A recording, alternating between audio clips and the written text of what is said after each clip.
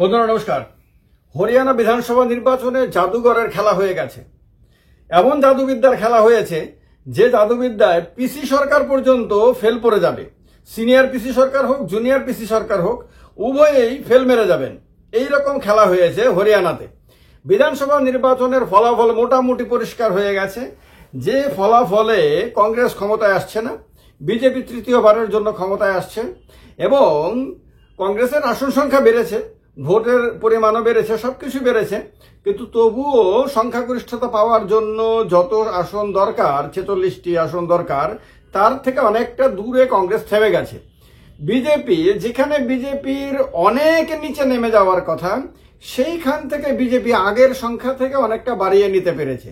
যদি বিজেপি কংগ্রেসের ক্ষতি করতে পারেনি, ক্ষতি করেছে জেজেপি নামে একটি আঞ্চলিক দলের, যে দলের সঙ্গে সহযোগিতা নিয়েই বিজেপি এর আগে বিধানসভায় সংখ্যাগরিষ্ঠতা পেয়েছিল এবং সরকার গঠন করেছিল। তো বন্ধুরই ক্ষতি করেছে, শত্রুর ক্ষতি করতে পারেনি। কিন্তু তবুও যে রেজাল্ট করেছে, সেই রেজাল্ট কেন সবাইকে, সারা দেশের মানুষকে কেন অবাক করে দিচ্ছে, রাজনীতির সমস্ত পণ্ডিতদেরকে কেন অবাক করে দিচ্ছে, কেন অবাক করে দিচ্ছে যারা এক্সিট পোল করেছিল তাদেরকে, কেন অবাক করে দিচ্ছে বিজেপির নিজের দলের নেতা কর্মীদেরকে? কারণ হলো, এই হরিয়ানাতে ব্যাপকভাবে কৃষক আন্দোলন হয়েছিল। সবাই জানে কৃষক আন্দোলন এখনো চলছে, এখনো পর্যন্ত কৃষক আন্দোলন বন্ধ হয়নি। এই কৃষক আন্দোলন বিজেপির সরকারের বিরুদ্ধে ছিল, কেন্দ্রীয় সরকারের বিরুদ্ধে, রাজ্য সরকারের বিরুদ্ধে ছিল। এই বিজেপি হরিয়ানাতে কুস্তিগিরদের আন্দোলন চলছিল, আন্দোলন হয়েছে এবং একজন কুস্তিগির এবারে কংগ্রেসের টিকিটে ক্যান্ডিডেটও হয়েছিলেন। এই হরিয়ানাতে মাঝপথে বিজেপিকে মুখ্যমন্ত্রী পাল্টাতে হয়েছে।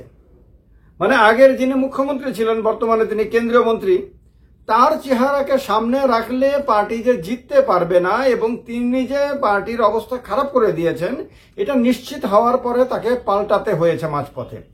কোন নেতা, কোন মুখ্যমন্ত্রী পদে থাকা ব্যক্তির যদি ছবি খারাপ না হয়, তারকে রাখলে পরে পার্টি হেরে যাবে এবং পার্টি কলঙ্কিত হচ্ছে, এই ব্যাপারে পার্টি নিশ্চিত না হলে কখনোই কোনো পার্টি মুখ্যমন্ত্রী পদে থাকা একজন ব্যক্তিকে তার পদ থেকে সরিয়ে দেয় না মাঝপথে। এইটা বিজেপি হরিয়ানাতে করেছিল। হরিয়ানাতে অজস্র কর্মী ক্ষুব্ধ হয়ে ঘরে বসে গেছিল, তার কাজ করেনি। এবারে অজস্র কর্মী এবার দলত্যাগ করে কংগ্রেসে চলে গেছিল। এই হরিয়ানাতেই অনেক নেতা, মন্ত্রী, বিধায়ক দলত্যাগ করে কেউ কংগ্রেসে চলে গেছে, কেউ নির্দল ক্যান্ডিডেট হয়ে দাঁড়িয়েছে, কেউ ঘরে বসে গেছে। নরেন্দ্র মোদী, যিনি বিজেপির প্রধান পোস্টার বয় সারা ভারতবর্ষে, যার চেহারাকে সামনে রেখেই 2014 থেকে এখনো পর্যন্ত বিজেপি একেবারে গ্রাম পঞ্চায়েত নির্বাচন পর্যন্ত পারলে নরেন্দ্র মোদীর ছবিকে ব্যবহার করে নির্বাচনে লড়াই করে, সেই নরেন্দ্র মোদীকে এবার হরিয়ানা নির্বাচন থেকে প্রায় সরিয়ে রেখেছিল। নরেন্দ্র মোদীর ছবি প্রায় ব্যবহারই করা হয়নি। নরেন্দ্র মোদী মাত্র 4টি র্যালিতে ভাষণ দিতে গেছেন, যেখানে এর আগের বিধানসভা নির্বাচনে প্রায় 20টির মতন র্যালিতে তিনি ভাষণ দিয়েছিলেন, সেখানে এবারে মাত্র 4টি। কারণ কি? কারণ পার্টি নিশ্চিত হয়ে গেছিল পার্টি হারছে, পার্টির সরকার এবারে ক্ষমতা ছাড়ছে, এটা পার্টি নিশ্চিত হয়ে গেছিল। সুতরাং হারলে পরে যাতে নরেন্দ্র মোদীর নেতৃত্বের কারণে হেরেছে, নরেন্দ্র মোদীর প্রচারের কারণে হেরেছে, এই কথা যাতে পার্টিকে শুনতে না হয়, তার জন্য এবার খুব যত্নের সঙ্গে নরেন্দ্র মোদীর ছবিটাকেও সরিয়ে রেখেছিল। নরেন্দ্র মোদীকে ম্যাক্সিমাম র্যালিতেও আনঅ্যাটেন্ডেড রেখেছিল। নরেন্দ্র মোদী এবারে এই হরিয়ানা বিধানসভা নির্বাচনে যথাসম্ভব এবারে দূরে থেকেছেন।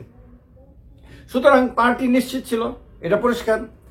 তারপরে বহু গ্রামে এবার বিজেপির ক্যান্ডিডেটরা ঢুকতে পারেনি। আমি আমার অনেক ভিডিওতে বলেছি, এগুলি রিয়েলিটি। সারা ভারতবর্ষের বড় বড় মিডিয়াতে এগুলি সংবাদ হয়েছে, বানিয়ে বলার মতো কোনো কথাই বলা হয়নি। তো অনেক বিধানসভা কেন্দ্রের প্রার্থীরা প্রচারে ঠিক মতো যেতে পারেনি। গ্রামের মানুষ তাদেরকে রাস্তার মধ্যে আটকে দিয়েছে, গ্রামে ঢোকার মুখে আটকে দিয়ে তাদেরকে প্রশ্ন বানে জর্জরিত করেছে এবং তারা উত্তর না দিতে পেরে তারা বাড়িতে ফেরত গেছে। এইরকম হয়েছে এবং তার ভিডিওগুলো ভাইরাল হয়েছে। তারপরে মুখ্যমন্ত্রী আজকের দিনে দেখা গেছে সকালবেলার দিকে ঘুরিয়ে ফিরিয়ে পরোক্ষভাবে মুখ্যমন্ত্রী একরকম পরাজয় মেনে নিয়েছিলেন, কিন্তু সময় গড়াতে গড়াতে উল্টো খেলা হয়ে যায়। সকাল থেকে হরিয়ানার বিজেপির পার্টি অফিসগুলোতে আপনার কর্মীদের ভিড় ছিল না, প্রায় খালি ছিল। কারণ কর্মীরাও সবার মধ্যে একটা হতাশা ছিল, নিরাশা ছিল, পার্টি হারছে, পার্টি জিতবে না, পার্টি ক্ষমতায় আসবে না। স্বাভাবিকভাবেই জিতলে তো সবাই আছে, হারলে কিন্তু কেউ থাকতে চায় না। তো সুতরাং পার্টি অফিসগুলো খালি ছিল সকালবেলা থেকে। জিতবে এটা নিশ্চিত থাকলে পার্টি অফিসগুলিতে সারা রাত মানুষ হয়ে ভিড় থাকতো। তো সেইটা এবারে দেখা গেছে। লোকসভাতে কংগ্রেস আর বিজেপি এবারে আসন সংখ্যা সমান সমান হয়ে যায়। বিধানসভা কেন্দ্রের হিসাবে কংগ্রেস এগিয়ে থাকে, ভোটের পার্সেন্টেজে কংগ্রেস এগিয়ে থাকে। তারপরে সব দিক থেকেই এবার কংগ্রেস অ্যাডভান্টেজে ছিল। এবারে দেখা গেছে উল্টো স্রোত। এর আগের বিধানসভা নির্বাচনে 2019-এর লোকসভা নির্বাচনে যেখানে দেখা গেছে কংগ্রেস থেকে নেতারা, কর্মীরা, সমর্থকরা দলে দলে বিজেপিতে যোগ দিয়েছে, সেখানে এবার উল্টো হয়েছে। বিজেপি থেকে নেতারা কংগ্রেসে যোগদান করেছে, বিজেপির কর্মীরা কংগ্রেসে যোগদান করেছে, বিজেপির সমর্থকরা কংগ্রেসের নেতাদের র্যালিগুলোতে ভিড় জমিয়েছে। এই সমস্ত কিছু হয়েছে। আরএসএস এর স্বয়ংসেবকরা অধিকাংশ ক্ষেত্রে বিজেপির নেতাদের, প্রার্থীদেরকে জেতানোর জন্য কোনো কাজ করেনি। এই এত কিছু এবারে হরিয়ানাতে শাসক দলের বিরুদ্ধে ছিল, যার ফলে এক্সিট পোলে বারবার দৃঢ়তার সঙ্গে বলা হয়েছে যে আপনার 50-এর বেশি আসন নিয়ে কংগ্রেস ক্ষমতায় আসবে, একক সংখ্যাগরিষ্ঠতা পাবে। 50 থেকে 55, কেউ বলেছে 55 থেকে বেশি, এই রকম ছিল। এবং এই রেজাল্টকে বিজেপির নেতাকর্মীরাও মেনে নিয়েছিল, সারা দেশ মেনে নিয়েছিল। আমরাও বলেছিলাম, আমরাও খুব দৃঢ়তার সঙ্গে বলেছিলাম, আমাদের এই চ্যানেলেও বহুতবার আলোচনা করেছি। কারণ এই সমস্ত কিছু রিয়েলিটির পরিপ্রেক্ষিতে একটা দল কোনোভাবেই ক্ষমতায় থাকতে পারে না, জিততে পারে না। এটা যে কোনো মানুষ তার বিদ্যা বুদ্ধি যতটুকুই থাকে, তার বোঝার ক্ষমতা যতটুকুই থাকে, তা দিয়ে সে বুঝতে পারে। সারা দেশের তাবর তাবর বিশেষজ্ঞরা এই কথাগুলোই বলেছে এবং এর পরিপ্রেক্ষিতে তারা তাদের সিদ্ধান্ত জানিয়ে দিয়েছিল। তারপরে যখন রেজাল্ট আসে দুপুরবেলায়, তখন যেভাবে বিজেপি সংখ্যাগরিষ্ঠতা অর্জন করে, যেভাবে বিজেপি ভীষণ রকম ভাবে পিছিয়ে থাকা অবস্থা থেকে একেবারে আগের গতবারের তুলনায়ও আসন সংখ্যা বাড়িয়ে নিয়ে, সংখ্যাগরিষ্ঠতা থেকে আসন সংখ্যা বাড়িয়ে নিতে সক্ষম হয়, সেইটা দেখার পরে পিসি সরকারের কথা সবার মনে পড়ে। সিনিয়র পিসি সরকার তো এখন নাই আর পৃথিবীতে, কিন্তু তিনি সারা পৃথিবীতে 1 নম্বর জাদুবিদ্যার পারদর্শী জাদুকর ছিলেন, এটা সারা পৃথিবী মানত। জুনিয়র পিসি সরকারও সারা পৃথিবীতে একটা সেরা জায়গাতে আছেন, কোনো সন্দেহ নাই। এরা তো ট্রেনকে হাওয়া করে দেয়, এরা সমুদ্রের মধ্যে বাক্সবন্দী হয়ে পড়ে গিয়ে আবার সেখান থেকে উধাও হয়ে গিয়ে সেখান থেকে আবার ফেরত আসে। তারা তো অনেক অনেক অস্বাভাবিক কাজ করেছে।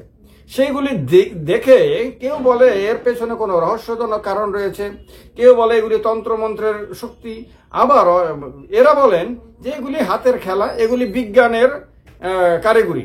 তো যে যাই সত্য হোক না কেন, মানুষ কিন্তু চোখের সামনে ট্রেনকে হাওয়া হতে দেখেছে, চোখের সামনে মানুষকে হাওয়া হতে দেখেছে, চোখের সামনে মানুষকে পশু, পশুকে মানুষ বানাতে দেখেছে। তো এইবারের হরিয়ানা বিধানসভা নির্বাচনের ফলাফলেও এইরকমই পিসি সরকারের খেলার মতনই কিছু একটা হয়ে গেছে, যেটা বিরোধী দলগুলোকে গভীরভাবে চিন্তা করতে বাধ্য করবে, বিশ্লেষণ করতে বাধ্য করবে যে কোন জাদুবিদ্যা, কোন মন্ত্রশক্তি, কোন তান্ত্রিক খেলার কারণে, যেটাই হোক না কেন, যেটাই হয়ে থাকুক না কেন, যেটার কারণে এটা হয়েছে না, নির্বাচন কমিশন, ইভিএম, এই কথাগুলি তো মোটা মোটা কথা। আসল খেলা অন্য কোথাও সূক্ষ্ম অবস্থাতে রয়েছে। সেই খেলাটা কোথায় হয়েছে এটা বিরোধীদেরকে খুঁজে বের করতে হবে। এটা যদি খুঁজে বের করতে পারে, তাহলে সারা ভারতবর্ষের সব নির্বাচনে বিরোধীরা অসাধারণ রেজাল্ট করতে পারবে। আর এই জায়গাটা যদি, এই সূত্রটা যদি খুঁজে বের করতে না পারে, তাহলে কিন্তু আগামী দিনে বিরোধী দলগুলোর, সে কংগ্রেস হোক, সে ইন্ডিয়া অ্যালায়েন্সের অন্যান্য দল হোক, তাদের কিন্তু ক্ষতির সম্ভাবনা থাকতে পারে। যদিও এই কথাগুলো তৃণমূল কংগ্রেসের ক্ষেত্রে প্রযোজ্য না, এই কথাগুলো আম আদমি পার্টির ক্ষেত্রে প্রযোজ্য না, কারণ এরা 24 ঘন্টা সিরিয়াস পলিটিক্সটা করে। তৃণমূল কংগ্রেস সারা বছর, সারা সপ্তাহ, 365 দিন, 24 ঘন্টা বা 24x7 তারা কিন্তু পলিটিক্সটা করে সিরিয়াসলি। কংগ্রেস কিন্তু 365 দিনের মধ্যে 360 দিনই সিরিয়াস পলিটিক্স করে না। নির্বাচন এলে পরে 5-6 মাস কংগ্রেস যতটা সিরিয়াস, যতটা মানে ঝাঁপিয়ে পড়ে, সেই ঝাঁপিয়ে পড়ার মধ্যেও সিরিয়াসনেসের অনেক অভাব থাকে। একটু প্রচার টচার হয়ে গেলে পরে অনেক নেতা মনে করে তার চেহারাটা এত সুন্দর, তার চেহারাটা এত উজ্জ্বল যে ওই চেহারাটা দেখে মানুষ ধন্য হয়ে গিয়ে তাকে ভোট দিয়ে কৃতার্থ অনুভব করবে। এই কারণে কংগ্রেসের সিরিয়াসনেস দেখা যায় না নির্বাচনগুলোতে, লড়াইয়ের ময়দানের মধ্যে। যেটা আম আদমি পার্টির মধ্যে দেখা যায়, যেটা আপনার তৃণমূল কংগ্রেসের মধ্যে দেখা যায়, যেটা আরজেডির মধ্যে দেখা যায়, যেটা এসপির মধ্যে দেখা যায়, যেটা উদ্ধব ঠাকরে পার্টির মধ্যে দেখা যায়, সেই জিনিসগুলি কংগ্রেসের মধ্যে দেখা যায় না। আর বিজেপির যে অ্যাগ্রেসিভ পলিটিক্সটা, সবসময় সিরিয়াস পলিটিক্সটা, এটার মূল সূত্রে এখনো পর্যন্ত কংগ্রেস পৌঁছতে পারেনি বলেই নিশ্চিত জয়ের অবস্থান থেকে এই নির্বাচনে কংগ্রেস হরিয়ানাতে পরাজিত হয়েছে। যদিও কংগ্রেস কর্মীদের জন্য এটাই সুখের খবর যে কংগ্রেস গতবারের বিধানসভা নির্বাচনের তুলনায় এবারে বেশি আসন পেয়েছে। গতবারে যা ভোট পেয়েছিল, ভোটের পার্সেন্টেজ হিসাবে এবার অনেক বেশি পেয়েছে। কংগ্রেস এগিয়েছে, কোনো সন্দেহ নাই, কিন্তু ক্ষমতা পর্যন্ত পৌঁছতে পারেনি। আপনাদের অ্যানালিসিস কি বলে? আপনাদের মতের সঙ্গে এই কথাগুলো কতটুকু মেলে জানাবেন কমেন্ট বক্সে কমেন্ট করে। আর এই নির্বাচনের কতটুকু প্রভাব আগামী নির্বাচনগুলোতে পড়ে সেটা দেখার বিষয় থাকবে। যদিও আজকের দিনেই কংগ্রেস, এনসি, ন্যাশনাল কনফারেন্স ইত্যাদি মিলে ইন্ডিয়া জোট কিন্তু জম্মু কাশ্মীরে দারুণ রেজাল্ট করেছে। ফলে আজকের দিনটা কংগ্রেসের জন্য মারাত্মক খারাপ হয়নি, কিন্তু হরিয়ানাতে খারাপ হয়নি, কোনো সন্দেহ নাই। কংগ্রেস এগিয়েছে, কয়েক পা হলেও এগিয়েছে। আর জম্মু কাশ্মীরে তো ক্ষমতাই দখল করেছে। বিজেপি নিশ্চিত পতনের হাত থেকে পার্টিটাকে রক্ষা করতে পেরেছে, ক্ষমতা পর্যন্ত পৌঁছতে পেরেছে। শুধু এইটুকুই ডিফারেন্স এই আজকের ফলাফলে। জানাবেন আপনাদের মতামত। ভালো লাগলে ভিডিওটি লাইক করবেন, শেয়ার করবেন আর চ্যানেলটিকে সাবস্ক্রাইব করে রাখবেন। নমস্কার। তবে যাওয়ার আগে আরেকবার বলে দিই, আমরা এই চ্যানেলে বারবার বলেছিলাম হরিয়ানাতে পরিবর্তন হবে, পরিবর্তন হয়নি। পরিবর্তন হলেও বলতাম এই কথাটা মিলে গেছে, পরিবর্তন হয়নি, তাই বলবো কথাটা মেলেনি। ভালো থাকবেন। নমস্কার। জয় হিন্দ। বন্দে মাতরম।